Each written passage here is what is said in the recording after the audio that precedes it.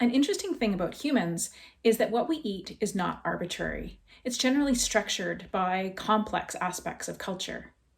It may have to do with the landscape, what is locally available, but maybe it's also a way of social messaging status and affluence, or maybe it's a reflection of one's faith and worldview. In Christian traditions, the 40 days leading up to Easter are known as Lent. The Lenten season is a time to reflect on Jesus and his sacrifices, which can be heightened by making sacrifices of one's own. Traditionally, this has included abstaining from a wide range of foods like meat, eggs, fat, and milk. Yearning for these things is a cue to think about one's relationship with God and what it means to be a Christian.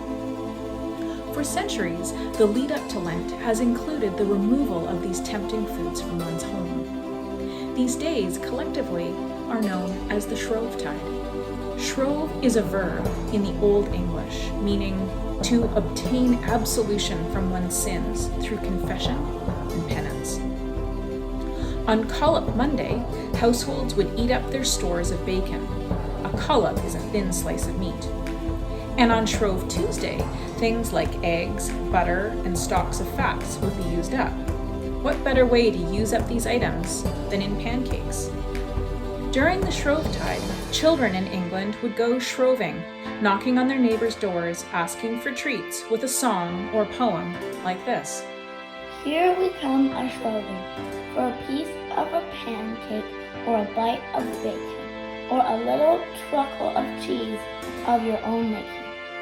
The Shrovetide was a time of festivity ahead of abstinence. My ancestors likely celebrated the Shrovetide for centuries, with many superstitions. In Ireland, the eldest unmarried girl of the family would toss the first pancake. If successful, it meant she would be married within the year. In Scotland, a charm was added to the dough. If an unmarried person found it, they would be married by the next year. Shrove Tuesday was considered a half-day holiday, and pancake races were held in villages across Britain. A tradition that continues to this day. The Shrovetide continues to be celebrated throughout Europe, but you may be more familiar with Fat Tuesday, known as Mardi Gras in French, in New Orleans, and Carnival in Rio de Janeiro, both centers of Roman Catholic culture. Did you just think this was about parades and party beads? How does food reflect identity, worldview, and history for you? Happy Shrove Tuesday!